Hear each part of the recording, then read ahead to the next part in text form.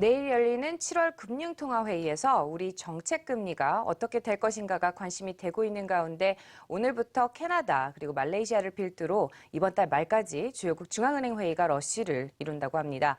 이달 26일에는 FOMC 회의까지 예정되어 있는데요. 오늘은 어떤 국가에서 중앙은행 회의가 있는지 그리고 또 정책금리는 어떻게 될 것인지에 대해서 자세히 알아보는 시간 마련했습니다. 도움 말씀 위해서 한국경제신문사의 한상춘 논설위원 자리해 주셨습니다. 위원님 안녕하세요. 네, 안녕하십니까? 네. 주요국 중앙은행 회의가 러쉬를 좀 이루고 있다라는 제목으로 이제 좀 시작을 해볼 텐데 우선 지난주 미국의 6월 고용지표 발표 이후에 계속해서 글로벌 증시 상승세 이어가고 있죠. 이 부분 이 흐름부터 좀 짚어주실까요? 아까 그 포스트 브렉시트 랠리라는 표현을 쓰셨어요, 장님께서. 네. 사실은 브렉시트 이후에 많은 이렇게 전문가라 얘기하시는 분들이 브렉시트의 충격이 상당히 좀 셀 것이다 네. 하는 이런 얘기. 그리고 하반기 앞두고 그 국내 증권사에서 대부분 하반기에 증시가 좀 안 좋을 것이다. 미국의 추가 금리 인상, 브렉시트 문제 이런 악재로 인해서 상당히 좀 신중하게 경우에 따라서는 비관적으로 좀 이렇게 봤는데요. 그렇죠. 사실 브렉시트 이후에 나타난 모습 또 하반기에 이렇게 처음 도입부의 세계 증시 모습 보면 그와 같은 예상을 완전히 벗어난다 이렇게 보겠습니다. 그래서 미국과 오늘 국내 증시를 좀 나눠서 잠시 좀 살펴볼게요. 네. 우리 요새 한국경제TV에서 왼쪽에 오른쪽 상단이 아주 바빠졌죠. 그렇죠. 그래서 네. 다우와 S&P는 사상 최고치입니다. 그렇습니다. 이거는 네. 아주 연초의 전망과 달리 아주 다우와 S&P는 사상 최고치를 기록했고 나스닥 같은 경우는 연중 최고치를 기록해서 이번 주 들어선 일마다 이렇게 신기록을 경신하고 있는 상황이다 이렇게 보되고요. 다른 나라 증시도 비교적 그렇다 이렇게 보겠습니다. 그렇죠. 그럼 브렉시트 이후의 국내 증시에 대해서 한번 보겠습니다. 국내 증시에서는 대부분 다 브렉시트로 인해서 국내 유입됐던 영국계 자금이 한 36조, 이 중에 일부가 그 자금이 빠져나가면서 대체로 코스피가 1,800 붕괴된다. 또 원달러 환율이 1,500원 이상 간다. 이렇게 했습니다는 실제로 보면 어제 끝난 국내 증시에서 코스피 지수가 한 1,990이 넘었죠? 그랬죠. 오늘 양 PD께서 보여주는 이 금액 이렇게 그래프로 보면 대체로 보면 미국 증시 힘 이런 걸 갖춰서 다시 2,000포인트를 넘지 않겠나 하는 개인적인 기대를 좀 해보겠는데요. 사실상 이런 증시적인 측면에서 우리도 굉장히 좀 주가가 좋습니다는 국내 위안시장 같은 경우에는 자금 이탈에 대한 부담보다는 오히려 국내 증시의 어떤 특정 스타트업이라든가 또 제4차 산업혁명과 관련된 주도 기업을 중심으로 해서 세계적으로 각광을 받는 상태에서 외국 자본이 유입되다 보니까 지금 양 PD께서도 보여주시고 있습니다는 1,500원 전망이 아니라 지금 1,148원. 네. 굉장히 좀 달러를 갖고 있는 사람이 굉장히 당혹스러운 그 수준까지 떨어지고 있는데요. 그렇죠. 오늘 아마 이 수준은 더 떨어질 것 같습니다. 그러다 보면 국내 위안시장에서는 지금 이 대목이 아마 기업 보시는 분한테 꼭 한 가지 말씀드리겠습니다. 지난 1년 반 동안 잘못된 달러 예측으로 인해서 지금 달러 잔고가 한 500억 달러가 넘거든요. 네. 근데 이것이 이제 수익을 벌어주지 않고 지금 원달러 환율이 1,140원대 가다 보니까 경제학적으로 기회비용 측면에서 굉장히 갖고 있는 이런 부담이 높아진 상태거든요. 그러면 어차피 이 포트폴리오 구성상 이것을 처분해야 되거든요. 그 처분하는 과정에서 원달러 환율이 이거보다 더 떨어질 가능성도 있거든요. 그 대목이 지금 상당히 관심이 된다. 네. 잘못된 리더하면 그만큼 국내 시장이 왜곡시키는 겁니다. 그런 측면에서는 상당히 일반적인 예상과 달리 환율이 이렇게 되면 기업들이 지금 굉장히 기업을 대상으로 해서 강의해 보면요. 굉장히 당혹스러워합니다. 많은 기관에서 1,380달러, 1,500원 이렇게 했는데요. 지금 1,140원 가니까 기업 입장에선 100원도 차이 나지 않고 그런 전망치 대비해서는 200원, 3만 전망하니까 기업이 당혹스러워할 수밖에 없죠. 그렇죠. 그래서 이 대목이 상당히 기업들이 어떻게 포지션을 질 것이냐.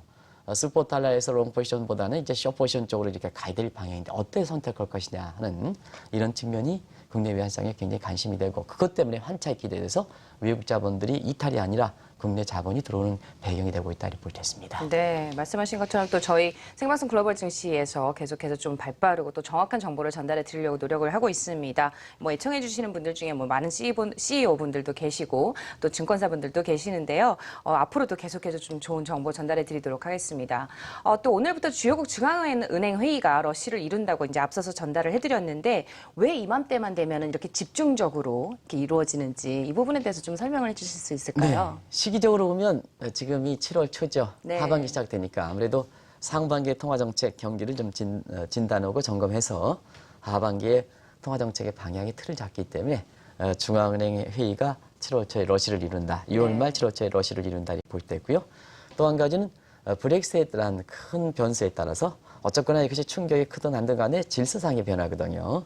그런 측면에서는 각 중앙은행이 위상을 정립하기 위해서 사실 이때쯤에 아주 오늘 아마 깜짝 놀라실 겁니다. 이렇게 많은 중앙은행 회의가 이게 열리나 하면 그렇죠. 깜짝 놀라실 네. 거라 생각하는데요. 아무래도 정치적인 측면에서 이 대목이 가장 중요하지 않습니까? 그럼요. 잠시 좀 말씀드리면 각국의 중앙은행은 미국을 제외하고는 대체로 매월 한 번씩 열립니다. 네. 근데 미국 같은 경우에는 1년에 4분기에서 매분기 초, 우리 1분기 같은 경우에는 1월과 말, 3월, 2분기 같은 경우는 4월과 그다음에 2월 이렇게 그렇죠. 열리거든요. 네. 그래서 이제 4분기니까 8차례 열리고요. 한국은 어떨까 하는 측면에서 보면 한국은 지금 매월 열리죠. 매월 있죠. 네. 근데 이제 축소하겠다고 연 8회로 FMC와 비슷하게 이제 했는데 지금 가격 상승해서 그대로 유지하겠다 해서 되는데 한국은 8회 축소하겠다. 근데 지금은 12번 유지한다 이렇게 네. 보겠습니다. 그러면 장애국께서 이 자막을 보셨기 때문에 제가 이렇게 질문하면 답을 쉽게 얘기하실 거로 생각되는데요. 네. 세계에서 중앙은행 회의가 오늘 시청자분도 가장 많이 열리는 데가 어디냐 하면 일전에 한번 1년 전인가 한번 말씀드린 적이 있습니다. 장애국가 방송하기 전에. 그래서 그렇군요. 지금 되는 것이 영란은행인데요. 네. 이렇게 여기 자막을 보셨으니까 제가 답을 요구하진 않겠습니다.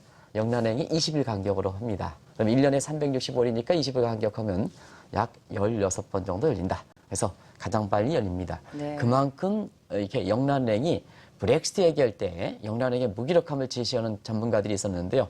그게 아니다. 영란은행은 미국의 페드보다도 사실 역사가 오래된 아주 축적된 세계 중앙은행에서 가장 선진화된 중앙은행이거든요. 제가 연구했을 때도 정말로 영란은행 같은 게 신뢰가 가는 데거든요. 네. 이런 사태가 있을 때 빨리빨리 이렇게 중앙은행 협의해서 대처한다는 모습이 되는데요.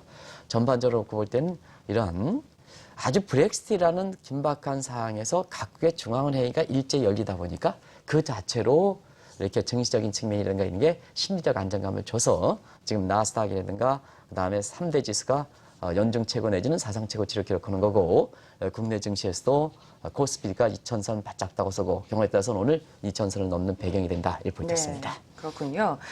또 오늘은 캐나다와 말레이시아 중앙은행 회의가 열리게 되는데 정책금리 결정을 어떻게 할 것으로 보세요, 의원님? 캐나다 중앙은행 관심이 되죠. 왜냐하면 캐나다 중앙은행 자체적으로 관심이 되는 게 아니라 지금 브렉시트 이후에 가장 화제가 되는 인물이 두 사람이 있죠. 네. 하나는 영란은행의 사실 마카니 같은 영란은행 총재가 있는데 캐나다 중앙은행 총재였었거든요. 그렇죠. 그러다 보니까 자연스럽게 캐나다 중앙은행의 회의가 오늘 열리는데요. 회의 결정이 어떻게 될까 하는 이 측면인데요. 캐나다 경제는 원자재 가격에 많이 의존을 하거든요. 그리고 최근에 또 악재가 있었죠. 대형 산불 같은 거. 그랬죠. 네. 이런 것이 이제 정리가 되다 보니까 결과적으로 보면 캐나다 경제는 제가 토론토에 있을 때 캐나다 경제를 보면 굉장히 사회주의 국가 틀이 갖고 있거든요. 그렇기 때문에 웬만한 정책 변수가 있을 때는 선제보다는 사후적으로 점검하는 게 굉장히 정책 결정하는 게 하나의 특징입니다. 네. 보통 통화정책의 시작 때문에 프리엠프트 선제적으로 합니다는 사회주의 국가 틀을 갖고 있는 캐나다 경제는 기본 경제 시스템이라든가 시장 흐름이 안정적이기 때문에 보통 사후적으로 하더라도 그렇게 큰 무리는 없거든요. 그렇군요. 그런 측면에서 보면 대형 산불과 같은 악재들이 좀 이렇게 정리된 측면 그리고 지금 브렉스 같은 이런 대변수들을 좀 보고 한번 해보겠다 하는 이런 측면에서 현 정책금리 수준인 0.5%를 그대로 유지하지 않겠나 이렇게 보고 있고요. 네. 또 하나 이제 캐나다 중앙은행에서 또 하나 이거 열리는 것이 지금 사실 갑작스럽게 생각이 말레이시아가 되어 있죠. 네. 그래서 자막이 이거 변경되지 않아서 제가 자막을 보고 하려고 그러니까 안 변경되네요. 그래서 말레이시아 이렇게 보면 말레이시아에 보면 지금 말레이시아 경제는 우리가 이제 한번 말씀드렸습니다는 아세안 국가들이 경제가 좀 비교적 괜찮죠. 그래서 제2아세안 국가에 대해서 베트남이라든가 미얀마라든가 캄보디아라든가 라오스 네. 문제에 집중적으로 점검했고 올해 상반기에서 재테크 수익이 가장 좋게 해서 국내 증권사에서 모 증권사는 뭐 베트남 랜드마크 상품에서 굉장히 인기를 끄는 이런 모습이 이제 아세안 경제다 이렇게 보시면 되는데요. 아세안 창설국인 제1아세안 국가들도 경제는 비교적 좋습니다. 그래서 이 말레이시아 같은 경우에도 이 주 원자재가 주 생산품이 주석이거든요. 네. 최근에 주석 가격이 굉장히 안정돼 있습니다. 그러다 보니까 현 정책 금리는 3.25%를 이번 오늘 열리는 말레이시아 중앙은행에서 동결하지 않겠나 이렇게 보고 있습니다. 네, 말레이시아까지 짚어봤습니다. 문제는 또 내일이 아닐까 싶습니다. 사실상 뭐 전 세계적으로 주목을 받고 있는 브렉시트 당사국이죠. 영란은행의 회의가 내일 열릴 텐데 어떻게 결정을 내릴 거라고 보세요? 지금 상태에서 뭐 가장 주목을 받겠죠. 주목을 받기 때문에 사실 그 영란의 회의가 내일 열리는데요. 우리 금통위보다는 구체적으로 보면 더 관심이 될 거로 이렇게 봅니다. 대체로 어떻게 결정할 것이냐 하는 측면에서 보면 사실 선제적으로 많이 잘했습니다. 마크 컨이라는 사람이 네. 아까 이제 캐나다 직전 중앙은행총재가 지금 영란은행총재거든요. 이 사람이 왜 고답적인 세계에서 가장 아주 자존심이 강한 영란은행에서 왜 이렇게 모셔왔을까 하는 측면에서는 2008년 금리위기에 그것도 미국의 위기 진원지인 인접국의 캐나다에서 굉장히 위기 극복을 잘했기 때문에 데려오신 거고 모시고 온 거거든요. 그런 측면에서는 선제적으로 이미 유동성 확보 조치를 취해서 지금 영국의 증시가 파운드화도 오늘 1.32달러대까지 이렇게 올라가고 있지 않습니까? 그렇죠. 굉장히 잘된 작품들이 나오고 있는데요.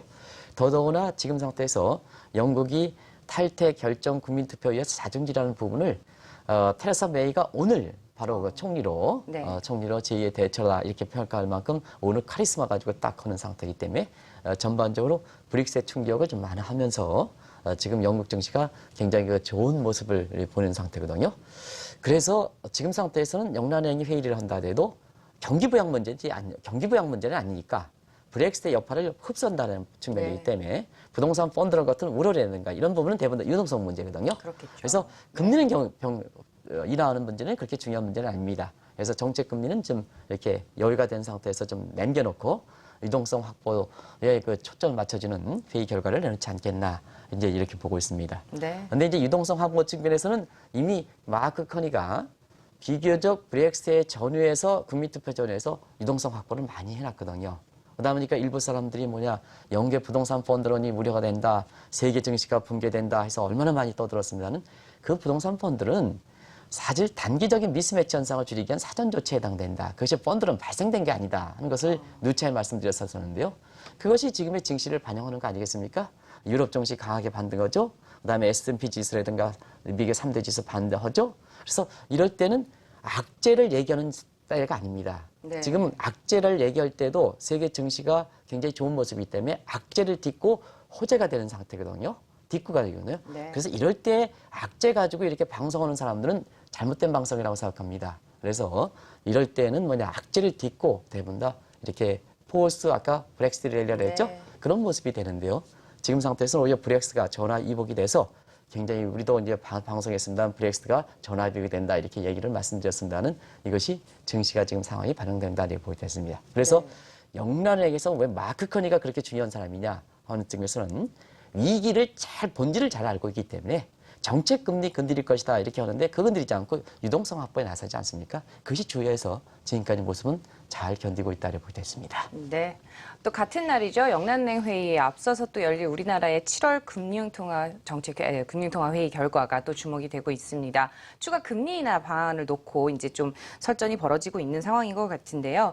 어떻게 해야 될까요, 의원님? 결국 이제 신임 금토위원들이 네 분이 이제 임명되셨는데요. 굉장히 이렇게 훌륭하시고 젊습니다. 그래서 이분들이 어떤 색깔을 낼까 하는 것이 사실상 4월부터 이렇게 들어오시면서 첫 달, 둘째 달은 색깔을 내기가 좀 어려웠던 상황이고요. 그렇죠. 그래서 이제 그런 그 모습이 확연히 들어간 게 2월 달 그 기습금리나 저는 기습금리라고 생각합니다. 네. 기습금리에서 확실히 비둘기파적인 성향을 보였다 이렇게 볼 수 있습니다.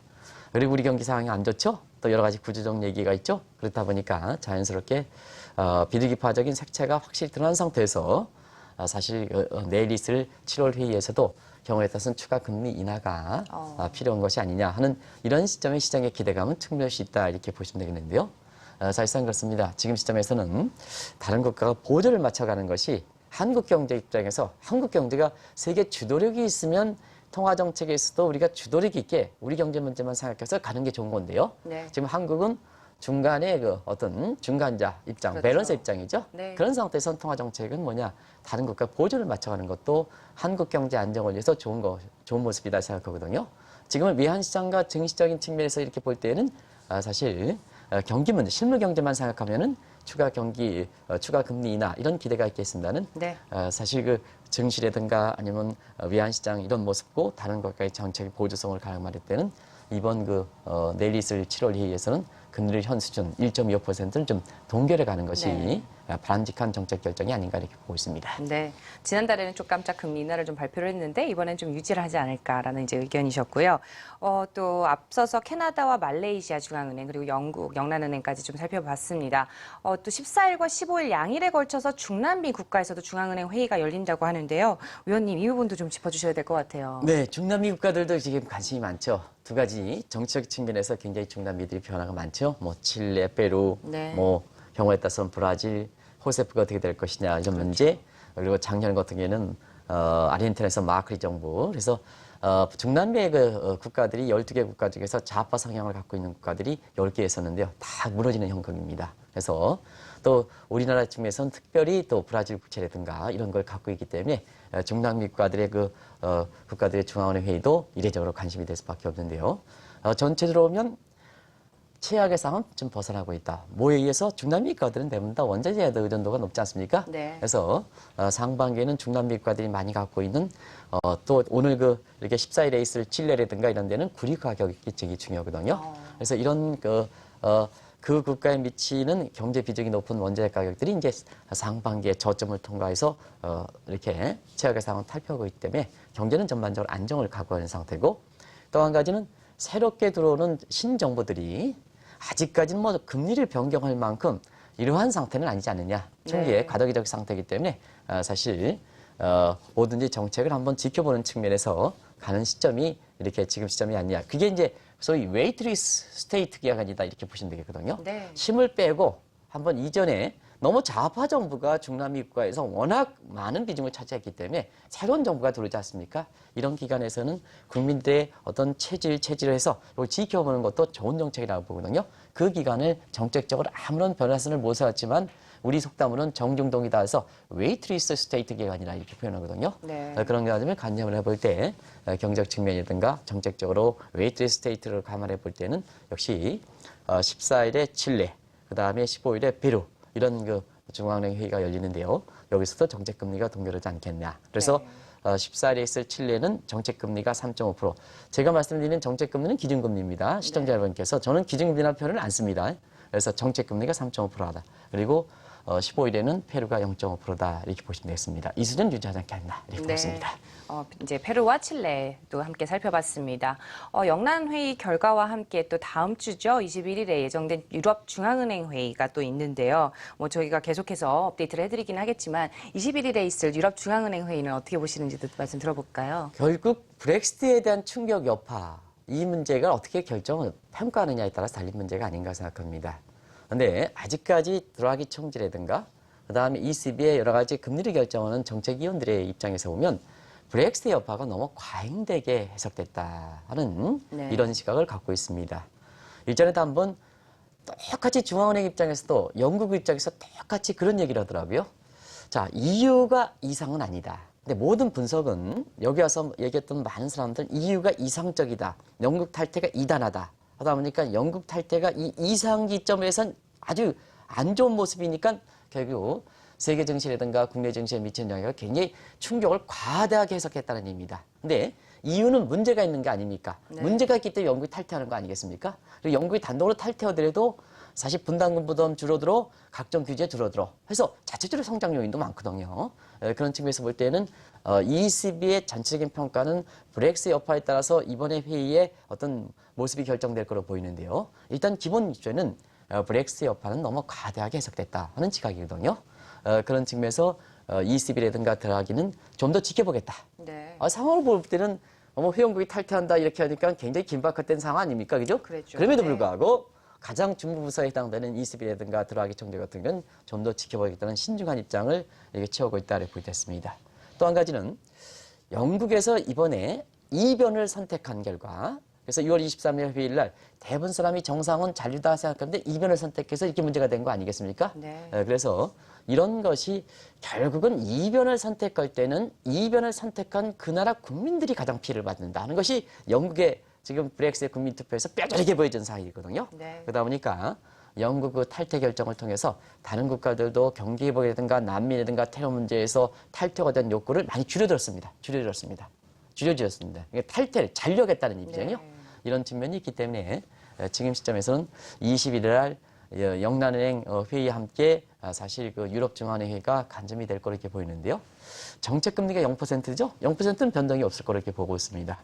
그래서 결국 양적완화 정책인데요. 양적완화 정책도 영란은행과 보조를 맞춰서 취하지 않겠느냐. 왜냐하면 드레인 이펙트를 발휘해서 이렇게 단순히 미묘한 차이에서 지금 균열이 돼 있으니까 미묘한 차이가 보이면 의외로 좀 많은 자금이 이동될 가능성이 높거든요. 네. 그러다 보니까 영란은행과 뭐든지 보조를 맞춰서 영란은행 회의 결정 보고 그다음에 유럽의 중에도 네. 결정하지 않겠나. 그래서 비교적 신중하게 결정하지 않겠느냐. 많은 사람이 브렉시트 하면 정책금리도 내리고 돈도 대대적으로 푼다. 그런데 그렇지 않다.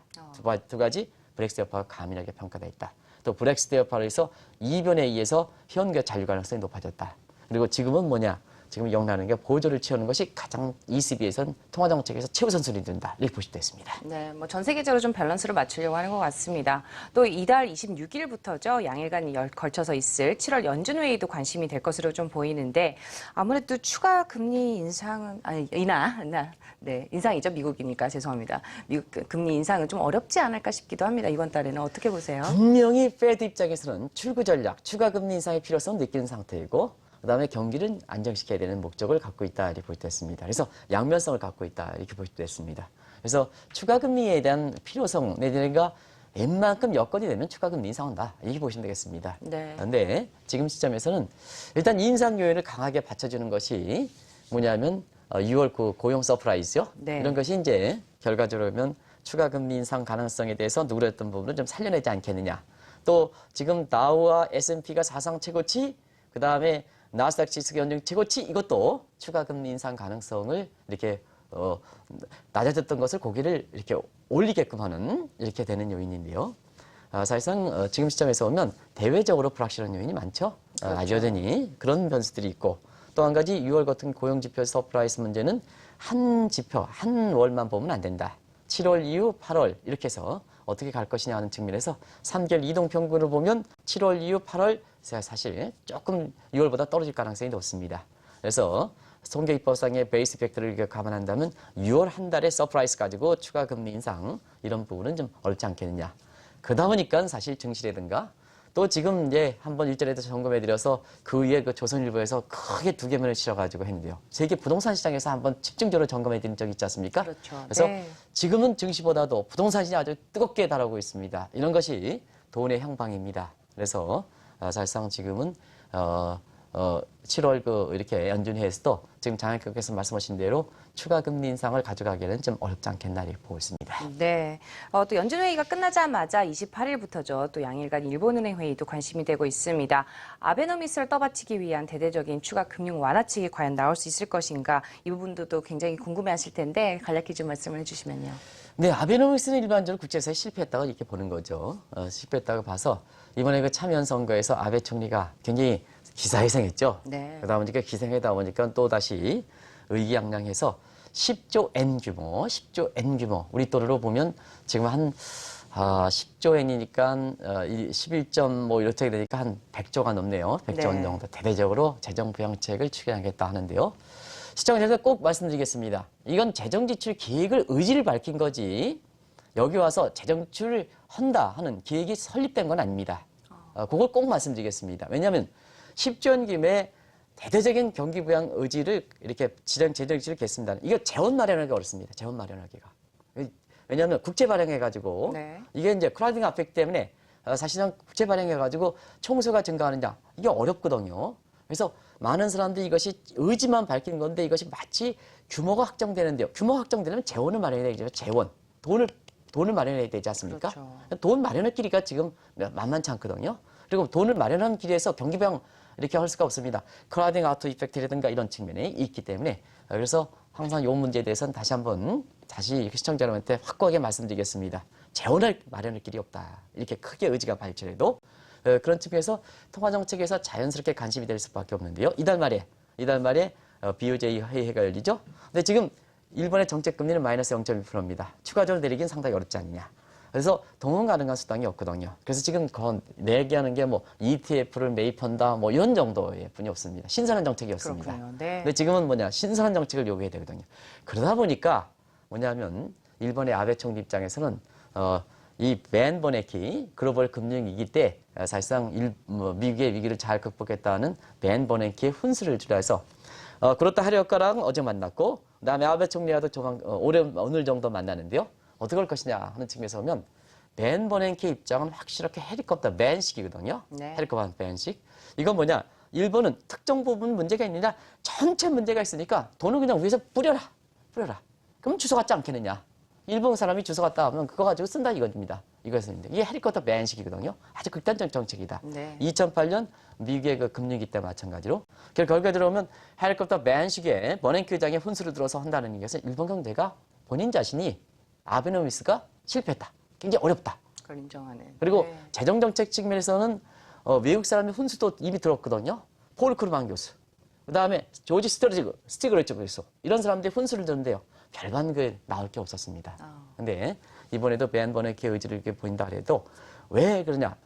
아무리 돈을 뿌려야 되고 마이너스 금리에도 일본 경제를 살아나지 않는 이 가장 본질적 문제는 뭐냐 하면 일본에 돈을 많이 갖고 있고 소비와 투자의 주체들이 해당되는 사람들이 고령화 분이거든요. 이분이 금리가 뭐 높아서 돈을 안 씁니까?